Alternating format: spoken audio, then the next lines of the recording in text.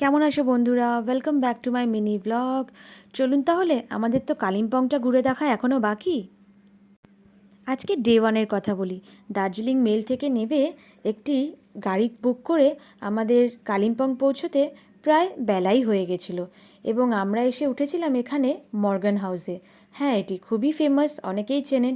যারা মর্গান হাউসে ওঠেন না, কালিম্পংয়ে ঘুরতে এলেও কিন্তু এটি একটি দর্শনীয় স্থানের মধ্যেই পড়ে।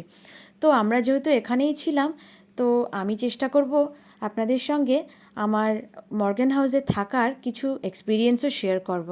হ্যাঁ, এটা অনেকেই হন্টেড হাউস বলেন, বাট যাই হোক, সেরকম একটা কিছু এক্সপিরিয়েন্স করিনি। কিন্তু কি সুন্দর রুম, এবং আমাদের জানলা দিয়ে ভিউটা দেখুন, দারুণ লাগছিল দেখতে। বর্ষাকাল বলে পাহাড় দেখা যাচ্ছিল না ঠিকই, কিন্তু তবু আমরা অনেক এনজয় করেছি। এই যে এইটা আমাদের রুমের ভেতরটা ছিল, এবং আমরা কিছুক্ষণ পরে ফ্রেশ হয়ে চলে গেছিলাম পাইন ভিউ নার্সারিতে।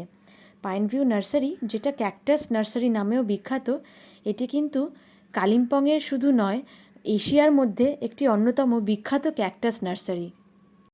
কালিম্পংয়ে ঘুরতে এলে আর যাই হোক, অন্তত এই ক্যাকটাস নার্সারি অর্থাৎ এই পাইন ভিউ নার্সারিকে কিন্তু মিস করা একেবারেই চলবে না। সে আপনি গাছপ্রেমী হন বা না হন, ক্যাকটাস প্রেমী হন বা না হন।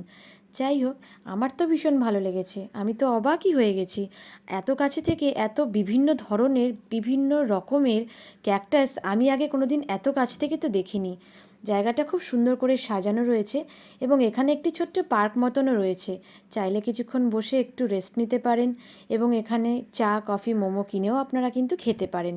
এই যে গাছগুলো দেখছেন, আপনারা কিন্তু চাইলে কিনেও নিয়ে যেতে পারেন, সেই ব্যবস্থাও রয়েছে এখানে। পাইন ভিউ নার্সারি নিয়ে না হয় আরও ছোট্ট মিনি ব্লগ আরেকদিন করব, কারণ একদিনে পাইন ভিউ নার্সারি দেখানো খুবই মুশকিল। আচ্ছা, এই পাইন ভিউ নার্সারি শেষ হওয়ার পরে আমরা চলে গেছিলাম আর্মি গলফ কোর্সে।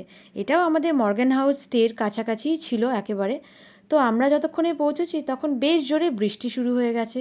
তো আমরা এখানে বসে পড়লাম, এবং যেহেতু আমরা অনেক টায়ার্ড হয়ে গেছিলাম, ভাবলাম একটু চা কফি খেয়ে নেওয়া যাক। এখানে একটি ছোট্ট ক্যাফেটেরিয়া আছে, যে বৃষ্টির জন্য খেলাও বন্ধ এবং ভেতরে যাওয়ারও অনুমতি নেই।